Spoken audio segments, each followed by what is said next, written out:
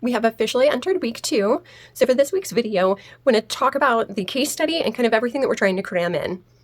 So for the first 3 weeks, I will be incorporating jet plasma and microcurrent. This will be done twice a week.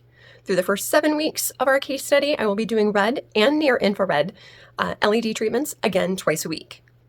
This will lay a foundation for cellular health, increased ATP, you see all the benefits, before we actually step into the medical realm.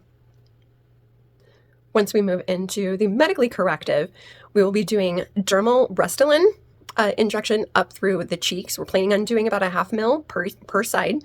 The hyaluronic dermal fillers will help to restore some of the lost volume up through the cheeks. We will then be combining that with a dermal hyaluronic acid skin booster. This will help with that dermal matrix integrity, hydration, and of course, elasticity. We're planning on doing 4 IV infusions.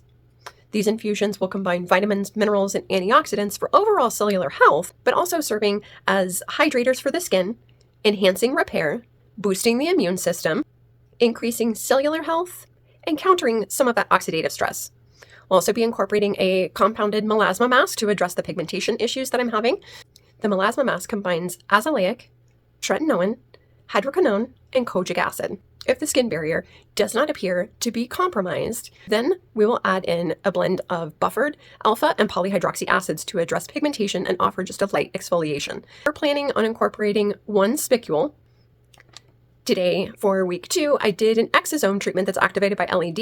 So right now I do have a little bit of discoloration, a little bit of purging, and we anticipated that anytime we're working with restructuring or repairing skin, we do anticipate having a purge cycle. But hey, you're along for the ride, right?